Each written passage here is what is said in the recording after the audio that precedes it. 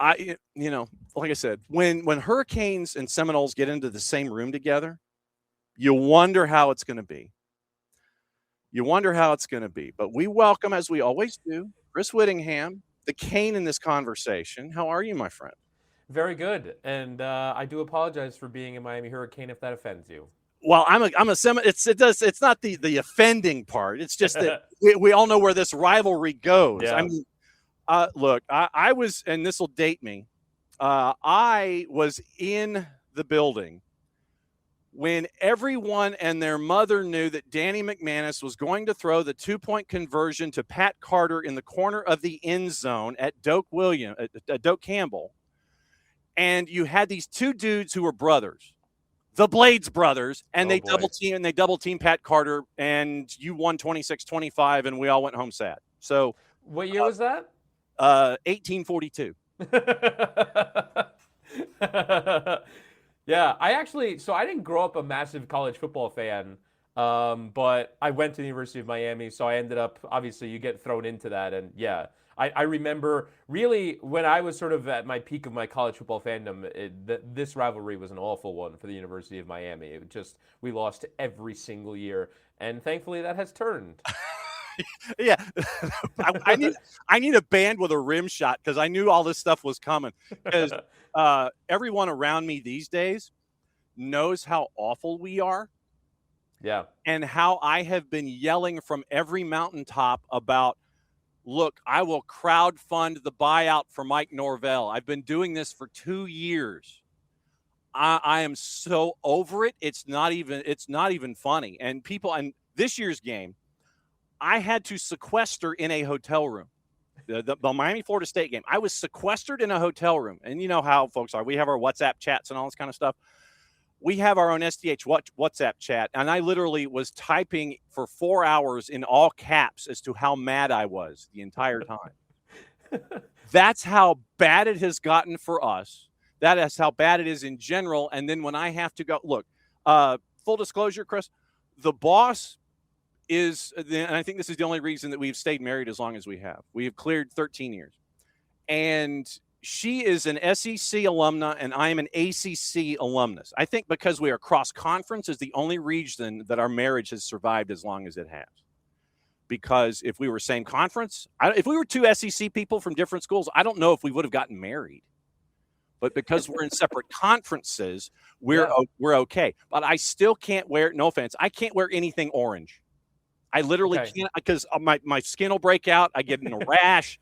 So if she gives me, because her colors are orange and blue, which reminds me of the University of South Georgia Gainesville campus, which I know you hate just as equally. So we have a commonality there. That Venn diagram is there. Yes. So I have to wear a shirt underneath anything that she gives me that has orange and blue on it. So, and literally it has to cover up every part of that space. Otherwise I break it. That's where I am right now. That's how you feel it. I actually kind of thought, to bring it back to soccer if I can. Come on. What do you want? So I thought that experience is going to be valuable when I went over to the UK for the first time. Mm-hmm. And the biggest difference, I would say, is that there is commingling between incredibly fan bases with lots of animus. Whereas I feel like in the UK, that's just it just doesn't happen. You go to a game, and I went with a friend who was also a fellow massive University of Miami fan, and he thought because University of Miami fans and FSU fans sit together at rivalry games that is doable. Yeah, there are lots of fights, but it's doable. But in London, it is a no-fly zone. No-fly zone if you go and sit in the home section as a non-home fan. It's literally no is the answer. I remember we went to this bar at Watford. Watford, hardly a place known for hooliganism. And yet you go across the street, and there was this bar that we wanted to walk into, and my friend had a beanie of the opposition team. Oh, no. Put the beanie on. No. And the guy at the front door put his hand in his chest and said, no. Not, no, take the beanie off. No, you need to go find another place because this place does not welcome you. So that I would say is the major difference between college football culture in the United States and soccer culture abroad. Yes. So I guess since this is something of a soccer morning show, but since we always go sideways because my brain is like a golden retriever, How big is tonight? Are we underselling how big tonight is for the U.S. men's national team? I don't know if we're underselling. I don't know if you're underselling it, but I'm certainly not. Like, I think it is one of these things where it completely dictates the feeling in the country around this team. And I think, even for example, I was on a flight yesterday. We're covering, I'm working for CBS. We're going to cover the U.S. men's national team game from the Power and Light District in Kansas City. Right on. And it's going to be great. There's going to be a huge crowd. People are going to come around. But I was still, yesterday on the flight, I had World Cup fever. I was sitting down, and I was annoyed that I decided to pick a flight during the Mexico game because I'm an idiot. And so I sat down. I'm holding my phone. Once we get into the in-flight service, I open up my iPad. I stream the game, and I'm like fired up. And I'm thinking that everyone around me, it's going to be like, I don't know if you've seen those pictures of there's a flight going to New York where every single in-flight television has the Knicks game on it, except for there's one guy who's watching Avatar, which I thought was very funny. But yeah, so everyone is watching. No one on my flight was like, I gotta get on my phone, I gotta get on my tablet to watch the Mexico-South Africa game at 3 p.m. Like, there isn't that quite level of World Cup fever yet. And the United States has like a vial of World Cup fever. And the question is, do they open it and spill it onto the country, or do they not? Because if they draw, or they kind of play a lackluster game, or they don't get a result that maybe is, the best result, I think that, that's going on. If they win, if they score goals, if they play well, if they give the nation a sense of hope that maybe a deep run is there to be made, I really do think that opens up that vial of World Cup fever. And I think the United States sort of carries that single burden on their shoulders, and they always do. And I almost wonder if they recognize it, or if they can't really, because it would be so distracting. It would be such a burden of pressure. But yeah, I think they carry that amount of pressure on their shoulders to try and get the country behind them. Because if the United States are good, world events like the Olympics, like even the World Sevens, and like other kinds of events that are international, they get going because people love throwing the flag on their shoulders and getting excited. So yeah, I really do think that it is a massive game in that respect. If they win and play well, we're off and running. The only thing I think missing during that was me just kind of humming like, the Battle Hymn of the Republic underneath you. I mean, when you look at this matchup tonight, and when you look at this group that the U.S. is in, this is not something where you can sit there and go, oh yeah, they can Christmas tree their way through this one. You're playing Paraguay in the first one. I want to know who the athletic director was that drew Turkey in the last match of the group stage. It's like, and your third one is Turkey. Who drew this up? I mean, you don't want Turkey as your last game in the group stage to go into the knockouts. This is not a group that you can sneeze at and sit there and take anything for granted. Yeah, I think you want to get the job done by match day 3. You don't want to need something from Turkey. I think if you have 4 points by the time you get to Turkey, you're in a good position. Realistically, again, this is judging on the basis of the United States being at home. The United States should get 6 points in the first 2 games. Mm-hmm. And I don't think that is necessarily disrespecting opposition. Australia, and that will be the big talking point going into the Australia game, is they feel massively disrespected. And the Australian media has taken every available opportunity to remind the players and the coaches of said disrespect. Their questions are all about, hey, you hear that American pundit who says you're the easy team to play? I think that is a massive part of the storyline as it relates to Australia. But that being said, It is still a nation that the United States has beaten before and can beat again, and I think has more talent than. And so I think you have to go into this game. Paraguay, I think, are a solid team. I tried to watch as much video as I could on them. I think they rely a lot on Julio Enciso, who is an injury doubt for the game, and they rely a lot on Diego Gomez, who we know covering MLS, played really well for Inter Miami, gets to move over to the Premier League and has kicked on from there. He, I think, is without question their best player. Other than that, they're relying on how defensively solid they are, and I think the United States has more talent than them, and they're playing at home. And so this should be not a routine victory, but a victory. It should be a level of talent difference. And the United States now can say that at games at the World Cup. It used to not be able to do that.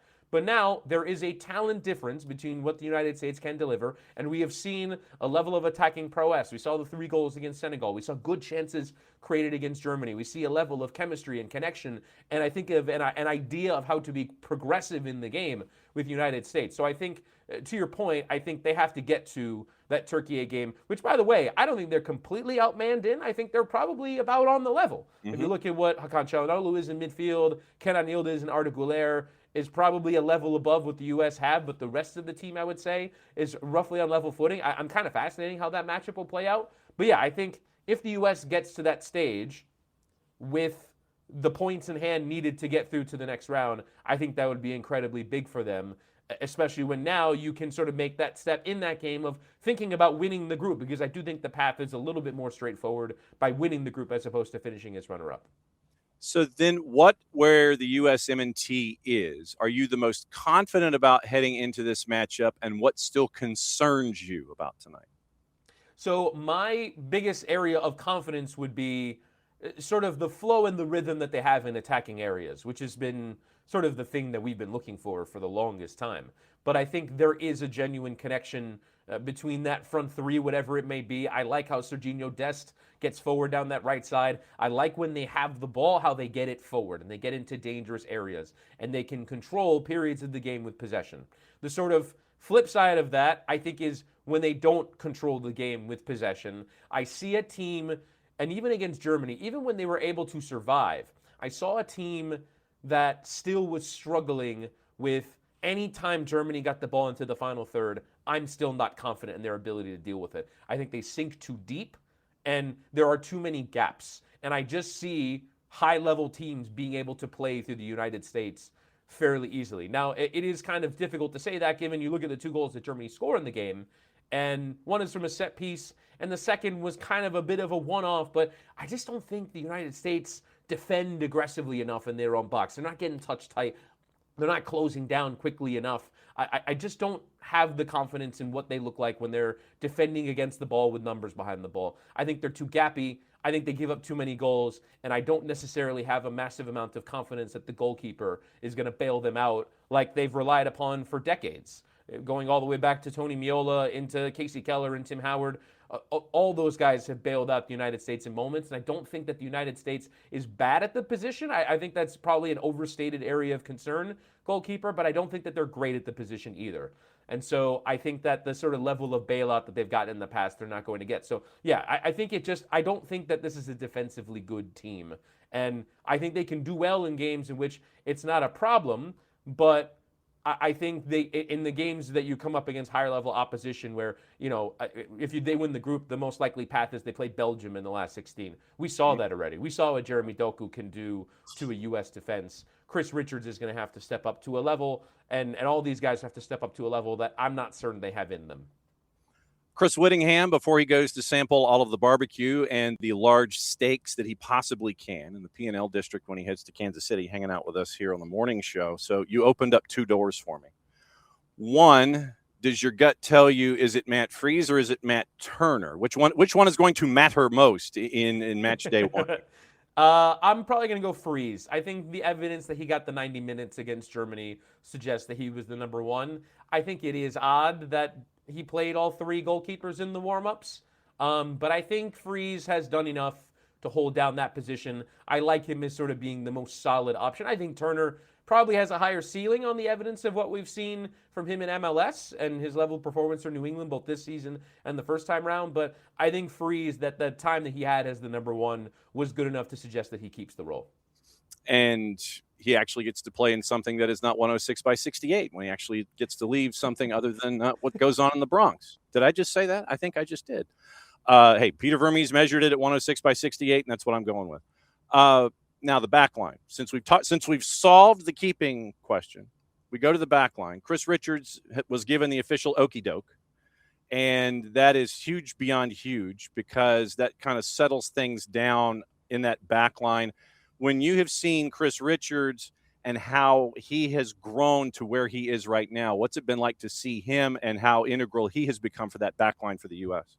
I mean, it's enormous. I think he's probably the one high-level center back that we've developed for quite a long time. I mean, Tim Ream has been, sort of up and down with the national team. At times he's played out at left back, but he sort of had an up and down period. I think Richards is rock solid, and that goes as well with Crystal Palace in the Premier League as well.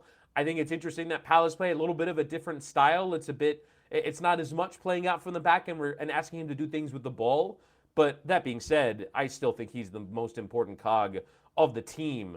Next to Tyler Adams, I would say. If Tyler Adams went out, then that's such a massive cog too. But I think those two players are the most important to the team by miles. If Christian Pulisic went out, it would be bad, but you could throw Tim Weah in there off the left wing and expect a reasonable level of performance. If Phil Balogun went out, Ricardo Pepi could replace him. If Anthony Robinson went out, yeah, you're not feeling great about Max Armstrong playing, but he can do the job. I would feel awful if either Tyler Adams or Chris Richards got hurt. And I also don't know, even though he's going to play, at what level? Is he playing through pain? Is he healthy? I don't know if he's healthy. He's healthy enough. And does that mean he's playing 90 minutes? Does that mean that after 60 minutes of this game, if they're winning, they throw McKenzie on to make sure that you're easing him into the tournament rather than having him play 90 minutes from the beginning? I was slightly encouraged by the video of them celebrating the Knicks game-winning shot, and he was jumping around and doing dog piles. So I'm encouraged in that respect. But yeah, his development has been incredible, and the fact that he found the right place. I think that maybe if for the next cycle, as we think about other young players from an American standpoint developing and MLS developing more players are going to get sold abroad, I think the thinking has to be, rather than the biggest and the best place, the right place for a player to go. So Chris Richards was at Bayern Munich. He could have stayed and tried to find a way into the Bayern Munich team. I think we now can pretty clearly see there was not a path for him into the Bayern Munich team. So what's the right place for him to go? For Pulisic, for a while, it was Milan. For Richards, for a while, it's been Crystal Palace. We'll see if that continues as they change to a new manager. So I think for all these guys, they have to be thinking not where is the biggest paycheck going to come from? Where is the biggest notoriety? What's the best headline? It's what's the right place for me to go and develop? And I think Richards shows exactly the right place. Yeah, and happy to be here, FC, otherwise known as Crystal Palace. Now they get to figure out who they're going to bring in. I think it was, Pierre Sage, I think is who they're looking at, with Oliver Glasner not happy with the front office. Gee, we've heard that story with Crystal Palace before. Did I say that out loud? All right, so one other person I want to get into, then I want to ask about the Canadian national team because they've got the early game today. Alex Freeman. We mentioned how Alex has grown. We've seen him ever since his time at Orlando City B. He evolved there, gets first team minutes, and then he goes to play in Europe. I think that having Destin Freeman on that right-hand side can really create problems for the left-hand side of defenses having to go up against them because of what you were talking about with Dest, and Freeman able to do that coming in from behind. I think you can cause some real chaos down that right-hand side. Yeah, I think Freeman is sort of a fascinating sort of change of role for him. I kind of thought when he first sort of emerged in the Gold Cup, he was getting forward as a right back and getting forward. Like he was bombing on. And now you kind of have to create these sort of associations down either side. I think the sort of Ream to Robinson to Pulisic association down the left side is very effective. And I think Ream is never going to fly forward, but as a distributor and getting Robinson into good positions, it works very well. I think Freeman has sort of has the most tactically evolved role in the team. He's the one that is going to have to make the most decisions. And I think his positioning affects a lot of what the U.S. do. And so there are times in the Germany game where it looked like he was playing in a flat back four and sort of acted as a fullback. But if he is going to play as more of a right center back, then you're sort of making a determination about when to join into midfield, when to be the last line of rest defense and be in a good position when the ball turns over, or do I join and go beyond Dest as a fullback, and sort of all the adjustments that are required therein. So I think it's kind of fascinating that Poch has almost put the biggest burden of thought on Freeman, a player with probably the least amount of professional experience, even though he is a player who has developed incredibly well. You go back to January 2025, he was an MLS Next Pro player. He was a player that, still was waiting to see if he was going to be ahead of Dagger Dan Torhalson at Orlando City. And now he's starting as the right center back at the World Cup. So the fact that he has developed to such a degree in such a short period of time, obviously now playing for half a season in Spain, is fairly extraordinary. So, yeah, I think it is kind of remarkable, this sort of burden that they placed upon him. But I think based off what we saw in the two friendlies, it works. It absolutely works for him. Wow, a Dagger Dan reference here on a Friday morning. That's a lot of vowels, so it's not a whole lot of Scrabble points, but it does take up the entire line when it comes to social media. 30,000-foot question on Canada. They start the day off, and if anybody is still kind of sitting there and poo-pooing Bosnia and Herzegovina, I take my finger and I wag at you, very much Dikembe Mutombo style. Set pieces with Edin Dzeko, who still can smash it in like anybody. You have the Milwaukee Messi on the bench in Bayraktarovic. I just like saying Milwaukee Messi. This one I think is going to be tougher, but you have all these injury concerns. Bombito, question mark, like we were talking about with Chris Richards, how many minutes? Ahmed, Davies, Schaffelberg, Promise David. I see more question marks. I have the question mark bubbles over my head when it comes to Canada in the long term here. Agreed. And I think even when fully fit, there are still questions about the team as well. If you go back and look through their recent run of results, they played a lot at home, and there are a lot of draws, and there are a lot of games with not a lot of goals as well either.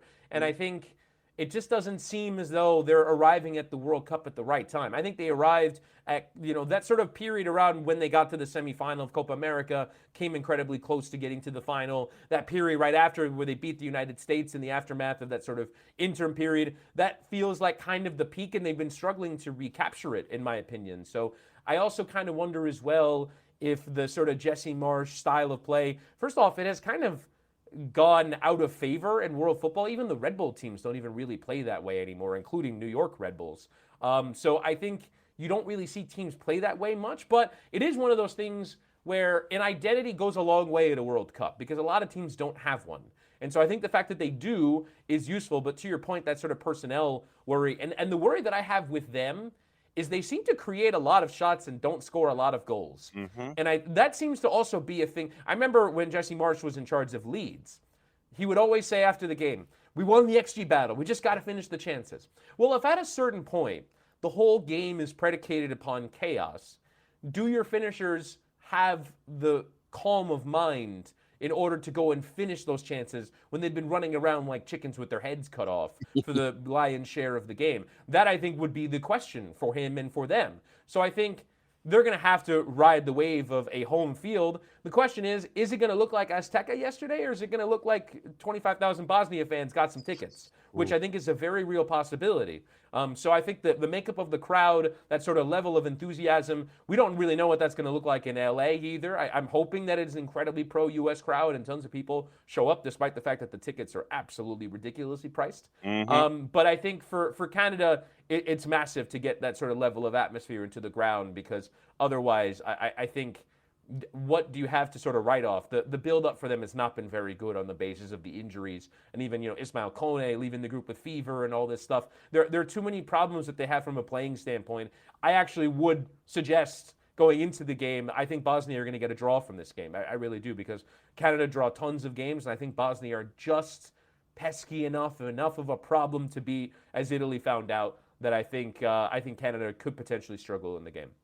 Young broadcaster question before I let you do the plug once again for the P&L district and the trip in Kansas City. How many different leagues have you called in the first 6 months of 26?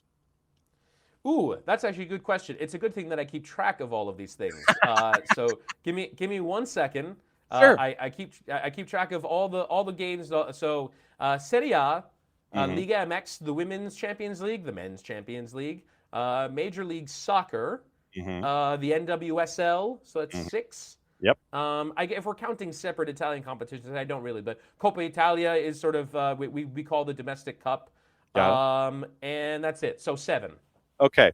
How do you keep your brain straight? Because there are times, I would imagine, where you're doing back-to-backers with different leagues and different teams.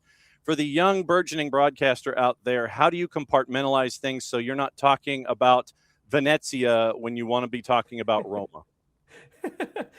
So I think the most important thing is that in the day-to-day is to stay in touch with all of it. You don't have to necessarily be sort of prepping for a game level with all those teams all the time, but to know, the stories about every team, right? That you go, for example, into the Women's Champions League semifinal, that Lyon is a team that are the sort of traditional blue bloods of women's European football, that Barcelona are next as having been to the last 5 finals, that Arsenal, won it last year, and they're really making a push, that Bayern Munich are not quite there, but they're really trying. Like, again, that's a sentence, right? To sort of know what the sentence is or the paragraph is about every team as sort of a foundational base. Now, that is a lot. And I've been lucky to sort of acquire some experience. So when I worked at Univision, so I know the sort of gist of Mexican football. I'm not necessarily dialed into it every weekend, but I still flip through the FOT mob. I look through the results and see, oh, Chivas is top of the league. I see that, Tigres are struggling and America are going to fire their manager. But again, this is sort of minor stuff. And then realistically, when it comes down to it, you do your prep and you dial in on teams and you dial in before the game. You read everything you can read. I'm a big believer in reading, especially from a play-by-play standpoint. I read more than I watch or than I listen. So I try and read everything that I can. I try and read as local as I can, which is why I think local media is so absolutely massive. I try to listen to, let's say, a local podcast before I do a game, just to see what the temperature and the conversation and the talking points are. And then, then you get in the game, and the game is the game. So it really is about sort of having that storyline foundation, then doing the detailed prep, and then sort of having that knowledge. The soccer is soccer. You don't have to go crazy thinking that it's a completely different thing. It's exactly the same thing, just in a different form. All right. So if you would please, sir, I know that Marcelo Balboa is helping out CBS as well, and Cello loves crashing us and running smack on me as much as humanly possible. If you would please, sir, cut the promo and let everybody know what's going on with your time over at CBS before you gain 10 pounds looking at barbecue and rather large slabs of meat. Yes, I will definitely be looking to find one. So I am part of our coverage tonight for the U.S. men's national team game. We're going to be live at the Power and Light District, which we expect to be completely full of people. We'll be on before the game, we'll be on after the game, and that really is the model for us for every World Cup game throughout the tournament. So we're covering all 104 games, and we come right on after the final whistle, and we are on right up until the opening whistle, and then we'll try and provide some news and notes throughout games as well. But for the most part, we're going to be watching before and after. So if you turn on the CBS Sports Golazo network, we hope that there are fewer commercials, and we hope as well that there's sort of our moments as well where you can kind of take in our coverage, because we really back what we do, and that follows everything on Instagram and on TikTok and all the other social media. We're just going to be pumping out content as it relates to World Cup all of the time. So check everything out. We're covering every game of the World Cup, and we'll be here for all of it. Me and the TikToks, we have yet to shake hands and figure out how to do it. You don't want me on the TikToks, man. That's some bad stuff. You know that the door is open, garage door. You know where the key is under the mat. You know the code to the garage door. If you ever want to come in and vent your spleen, seriously, you now have the key to the studio space, and it's like, yo, Nelson, I got to talk about A, B, C, D, or E. Come in and crash anytime. Bring friends. I don't care. Let's have fun. Good to see you, my friend. Have a great broadcastices. And we'll hope for a great result. Have fun in KC. Thank you very much, John. Appreciate it.